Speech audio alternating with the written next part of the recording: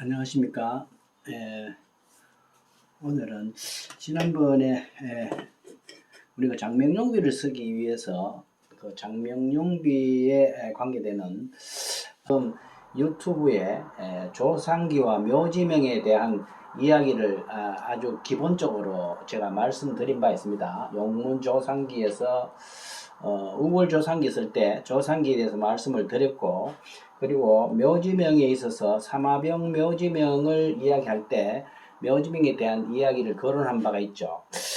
있지만 조금 지금 이 부기시대의 장명용비를 취급함에 있어서는 조금 더 그와 관련해서 아주 중요한 이 육조 부기시대의 해세에 대한 상황과 그 주변에 관련된 역사적인 것을 알아둘 필요가 있다고 이래 생각을 합니다. 저도 이른바 부기글씨는 대학교 때부터 쳤는데 굉장히 의문이 많았어요. 이 조상기는 뭐며 묘지명은 또 뭐냐, 그죠? 이게 왜 나왔을까, 어떻게 됐느냐, 굉장히 궁금했습니다. 요사이는 조금 이게 여기에 대한 중국 일본 책이 나오고 번역본도 나오지만은 그때는 뭐 책이 없었기 때문에 굉장히 혼돈스러워서 이것을 내 나름대로 정리를 하는데 상당한 시간이 사실 걸렸어요. 그런 관점에서 우리가 부기시대를 글씨를 쓰는데 전체를 이해될 필요가 있어서 이 기회에 한번 말씀을 드리도록 하겠습니다. 조금 더 전문적이고 세부적인 영역은 이른바 말하자면은 조금 서예에 있어서 좀 고급 단계에 있어서 중국 서예사를 처음부터 일관적으로 이야기를 해야 되는 것이지만 현재로서는 그건 다음에 좀 미루기를 하고, 우리가 지금 쓰려고 하는 비첩에 대한 그 시대적 배경에 대해서 한번 살펴보는 의미에서 한 번 더 거론을 해보겠습니다. 북비, 이른바 부기시대에서는 네 가지가 있다고 그랬죠. 제가 한번 여러 번 이야기했습니다. 조상기가 있고, 묘지명이 있고요. 그 다음에 석비가 있고, 마에서가 있다고 했습니다. 이 위에도 사경이라는 영역이 있긴 있습니다. 사경이라는 영역이 있지만 일단 그건 조금 전문적이라서 보류를 하겠습니다. 돌에다 새겨지는 글씨를 중심으로 해서 이 네 가지를 석각은 이렇게 네 부류가 있어요. 조상기와 묘지명을 지금 우리가 실기로 썼고요. 지금은 석비 중에서 부기시대의 석비 중에서 가장 대표적인 장명용비를 쓰려고 하는 거거든요. 자, 우리가 지금 여기에 와 있습니다. 조상기는 우골 조상기를 썼죠. 묘지명은 사마병 묘지명을 지금 쓰고 있습니다. 가장 대표적인 필적입니다. 그래서 이렇게 쓰고, 마에서는 앞으로 이어서 나갈 텐데, 지금 부기시대의 석비 중인 대표로서의 장명용비를 쓰려고 하는 입장에서 지금까지 써내려왔던 조상기와 묘지명과의 관계가 어떠하며 그 전체적인 시대적인 배경을 한번 살펴보고자 하는 것입니다.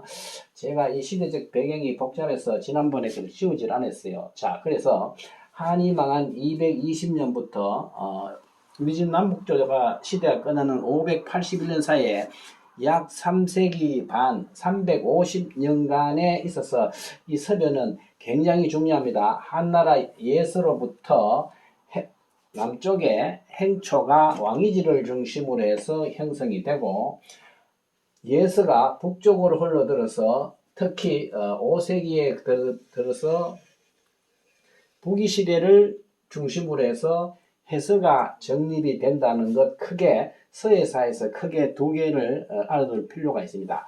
그런데 위진남북조 시대를 거론함에 있어서 이것은 단순히 서예사에서의 뿐만 아니고 중국 문화사에서의 큰 변환점이라고 할 수 있습니다. 중국의 땅덩어리가 아주 넓은데 북방 중심으로서 한나라까지 오다가 남방 문화로 넘어오면서 중국이 두 개의 문화권으로 나뉘어지는 분기점이 되기 때문에 그렇습니다.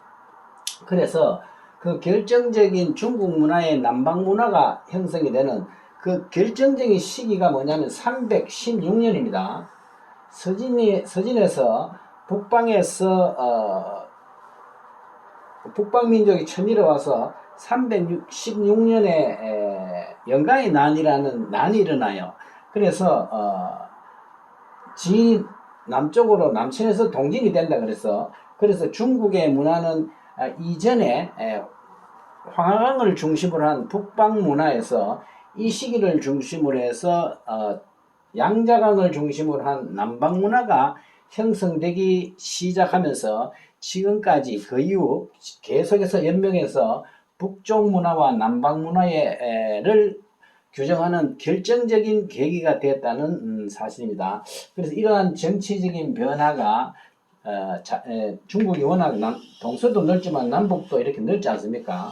그래서 북방 문화와 남방 문화로 형성이 되는데 북쪽은 한랭 건조하고 춥죠. 남쪽은 온난 다습합니다. 그래서 자연이 틀리기 때문에 문화도 틀릴 수밖에 없죠. 그래서 이러한 여러 가지 정치적인 변화가 정치, 경제, 사회, 문화 모든 방면에 영향을 끼치면서 중국의 문화가 두 개의 조류가 형성이 되는 결정적인 시기가 316년 영가의 난이라는 사실입니다. 자, 그래서 이를 중심으로 해서 갈려진 모든 문화 중에서 우리는 이 서해에서는 어떻게 되느냐를 보는 거죠.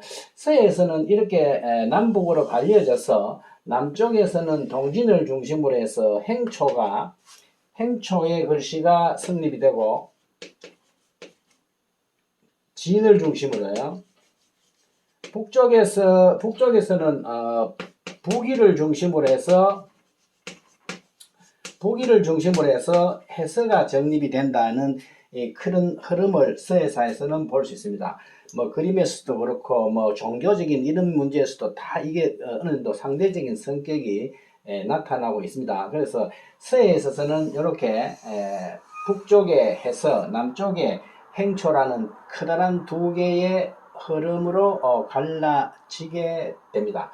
자, 이렇게 전체적인 문화의 흐름에 있어서 중국이 남북 문화의 두 개의 조류로 갈라진다는 사실과 서해에서는 북위의 해서와 진의 행초로 크게 흐름이 분류가 된다는 사실을 이해를 하면서 북위 시대에 형성된 특히 우글 조상기와 삼화병이라고 하는 조상기와 묘지명, 그리고 우리가 지금 쓰려고 하는 석비의 대표적인 필적인 장명용비는 그러면 어떠한 역사적 배경에서 정치적인 관점에서 형성이 어느 시기에 형성이 됐느냐 하는 것을 알아둘 필요가 있습니다.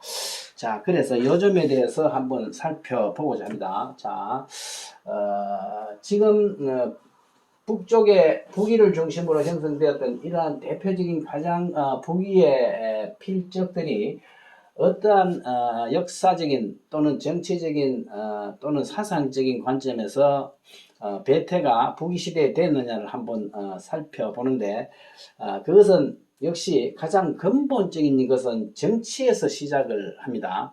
정치가 어떤 문화의 흐름에 굉장히 큰 결정적인 역할을 하게 되어 있어요. 자, 그러면 북위 시대에 형성된 이것이 가장 이러한 서해 문화가 형성되기 위해서 정치적인 사건이 무엇이냐 하면은 사실 위나라가 성립되기 조비의 위보다는 앞에 조조가 조비 아버지죠. 조조가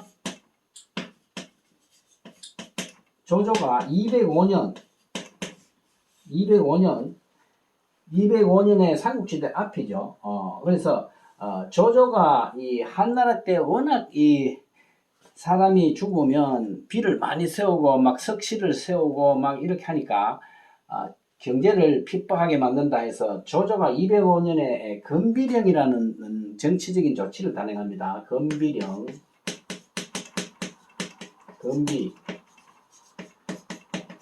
비를 세우지 말라는 것입니다. 그래서 보통 사람이 죽으면 무덤을 하고 비를 세우고 여기에 또 석시를 지어 가지고 뭐 요새로 치면 뭐 관리사무소 같은 거겠죠. 석시를 해가지고 뭐 이 석수도 세우고 그죠? 인물상도 세우고 동물상도 세우고 이렇죠. 우리나라 왕릉에 보면 그런 겁니다. 이렇게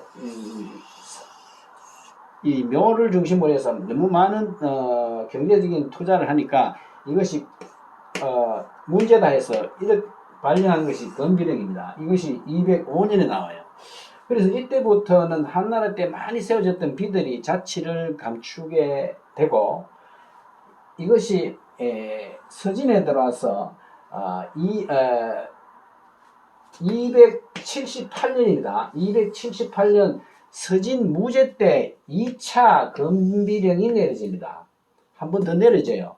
그래서 이렇게 내려진 건비령이 동진으로 되고 서진에서 동진으로 연결이 되고 이것이 송제 양진으로 이어지면서 남쪽에서는 비가 사라지게 됩니다. 비가 없이 못 세우게 된 거죠.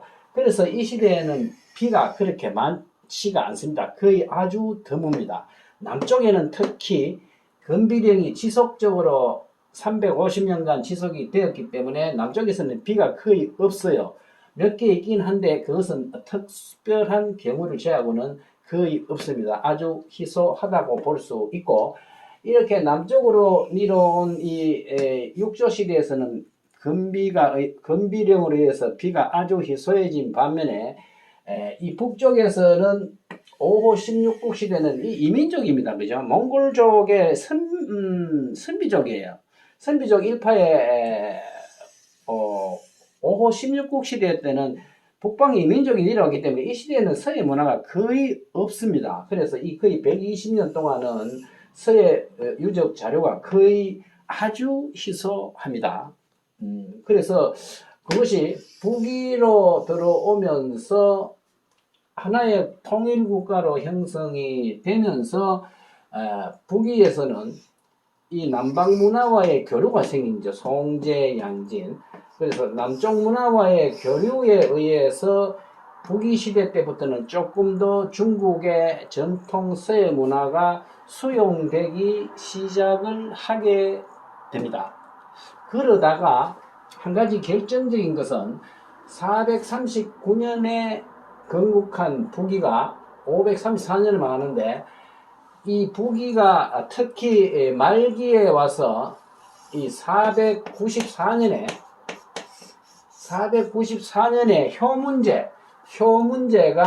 효문제라는 왕이 있었어요. 효문제라는 왕이 뭘 하느냐?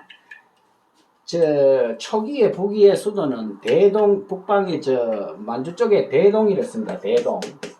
대동이랬었는데 대동에서 남쪽 중국 대륙으로 내려와 버립니다. 그것이 어디냐? 낙양으로 내려옵니다.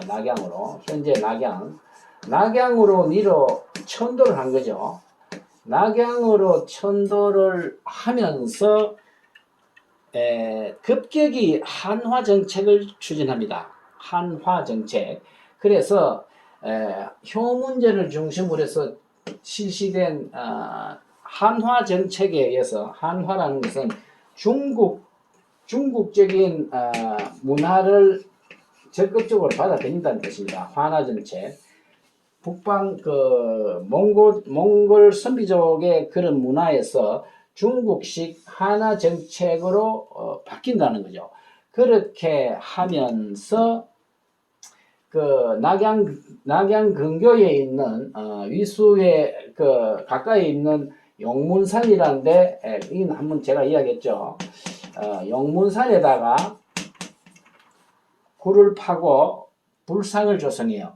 중국은 한나라 때 유교가 쇠망을 하면서 새로운 종교 사상적인 필요성이 있었기 때문에 이 시대 때 삼국 위진으로부터 수용되기 시작한 남방의 인도에서 서역을 거친 불교 문화가 수용이 되면서 이 시대에 와서 특히 북위 시대에 와서는 적극적으로 국가적 차원에서 불교를 받아들이면서 효문제를 중심으로 해서 용문산에다가 불상을 조성하면서 그 불상에 대한 조성 기록을 하게 되는 것이 조상기거든요. 그래서 이 조상기라는 것은 이 494년 말하자면 500년을 기점으로 한 시기에 시작을 해서 형성된 불교 문화이면서 서의 유적 자료입니다. 그래서 이 효문제라는 사람이 낙양천도가 그리고 한화 정책이 결정적인 정치적인 영향을 끼쳐서 요 시기에 있어서 494년에서 534년이니까 거의 한 40년이죠. 이 40년간 앞뒤 전후에서 한 약 50년간이 북이 문화의 전성기가 되는 것입니다. 그래서 우리가 지금 이야기하는 조상기, 묘지명, 석비, 마에서 하는 것도 전부 다 이 50년 시기에 압축이 되어 있고 그 수량도 대단히 많을 뿐만 아니라 예술적 수준도 전체적으로 상당히 높습니다. 그래서 우리가 북이 글씨를 해설을 공부하는데 당나라 해설도 좋은 것이 굉장히 많지만은 당나라 글씨의 그 양과 그 종류보다는 50년간에 집약된 이 북이의 해서가 훨씬 더 수준이 높고 범위가 광범위하기 때문에 북이 시대의 이른바 북비에 대한 관심을 가져야 됩니다. 지금 한나라에서 시작한 해서가 종려로부터 시작한 해서가 수나라를 거쳐서 당나라에 이르기까지 약 7세기간 발전을 해서 확립이 되는데 그 어떤 핵심적인 시기가 이 시기라는 겁니다. 이 시기에 거의 모든 해서가 성숙이 돼서 95% 이상 형성이 되고 이것이 당나라로 넘어가면서 부분적인 조정과 완성이 된다는 사실입니다. 그래서 이 시기에 지금 우리가 있고 우리가 지금 쓰려고 하는 장맹용비는 요 522년입니다. 그죠? 522년 위나라 전성기 시대에 씌어진 비에다가 새겨진 글씨 중에서 대표적인 글씨, 말하자면 예술적으로 뛰어난 것이기 때문에 장맹용비를 쓰려고 하는 것입니다. 자, 그래서 사실 이 북이 해설을 공부를 하는데 아직도 일반 필방에서는 법첩이 나오는 게 그렇게 많지는 않습니다.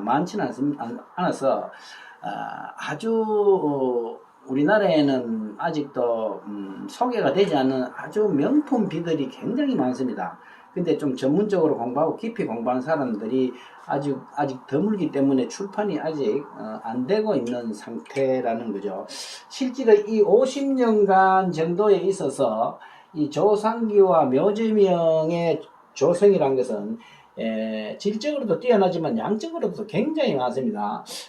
조상기와 같은 경우는 송나라 때까지 조성된 것이지만은 송나라 때까지 약 한 4,000기가 조성이 되는데 그 중에서도 이 북이 시대 때 조성이 된 게 한 2,000개가 돼요. 조상기 명문이 있는 게요. 간단한 거 2,000개 중에서 북이 시대의 기년이 확실한 것이 200개예요. 조상기가 계속 이 정도로 많다는 뜻입니다. 그리고 이 묘지명 같은 경우는 훨씬 더 많아요. 이건 사실 뭐 조상기는 새기는 것이 천장에 새기기 때문에 조성이 어렵기 때문에 그렇겠지만 묘지명이라는 것은 석판에다 새기는 것이기 때문에 좀 용이해요. 그래서 묘지 같은 경우는 이 시대를 중심으로서 거의 5,000기가 지금 소개되고 있어요. 5,000점이요. 5,000점이 소개가 되고 있어서 조상기 2,000하고 묘지 5,000 같으면 거의 7,000 그죠? 나머지 뭐 이래 하면 거의 10,000개 정도의 글씨가 아주 수준 높은 자료들이 이 시대에 집중이 이 북이 시대를 중심으로 해서 이 전체 시대의 필적들이 전해져 오고 있는 것입니다.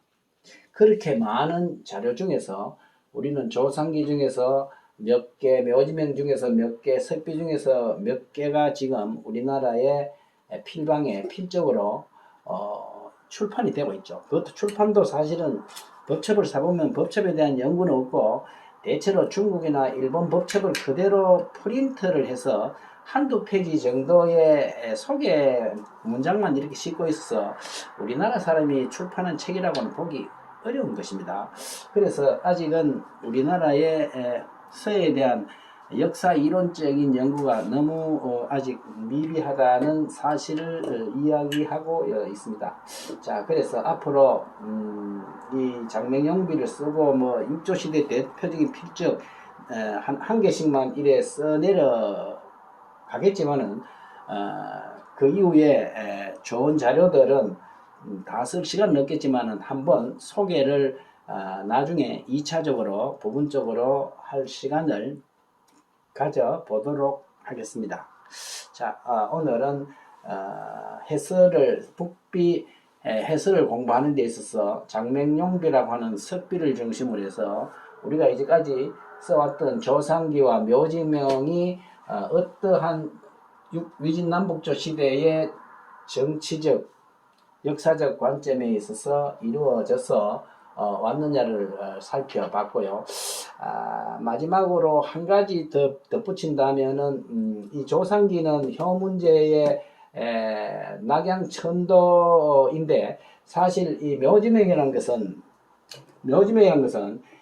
서진에서 278년에 2차로 발령이 되고 동진에서는 철저히 지켜졌어요. 동진에서는 북쪽에는 5, 16국이죠.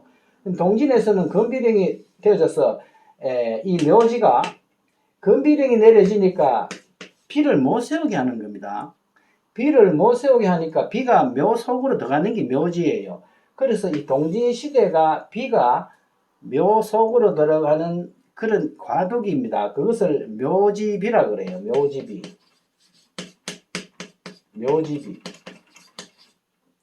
비도 아니고 묘지도 아니고 비도 아닌 거죠. 또는 뭐 묘비명이라 하기도 하고 해서 비와 묘지의 과도기가 동진이에요. 동진. 그래서 이 동진에서 묘지명이 배태가 되어 가지고 이것이 예술적으로는 북쪽으로 흘러 들어가서 북이시대에서 전성기를 이루고 완성을 이룬다는 것입니다. 남쪽에서는 묘지명은 시작은 했는데 송제양진으로 넘어오면서 이것이 건비령이 철저히 지켜져서 묘지가 거의 많이 부족합니다. 피도 부족하지 희소하지만은 묘지명도 상당히 시작은 동진에서 했는데 성숙과 완성은 북위로 흘러 들어가서 완성이 되었다는 것. 이것을 묘지명과 조상기의 어떤 관계에 있어서 한번 관련해서 이해를 하시면 되겠습니다. 자, 이외에도 굉장히 중요한 점이 많습니다만은 최소한 육조 시대에 있어서 남북조 시대에서 조상기 묘지명 그리고 석비 이 3자가 형성이 되고 발전이 되고 완성이 어떤 정치 역사적 관점에서 관련이 있느냐 하는 것은 조금 알아두면 글씨를 써 나가는데 큰 도움이 될 것으로 보입니다. 나중에 좀 고급 서에서 중국 서예사를 공부를 할 때 다시 세부적으로 한번 거론할 시기가 있을 것으로 생각을 합니다. 자, 오늘은 이 정도로 마치겠습니다. 예, 감사합니다.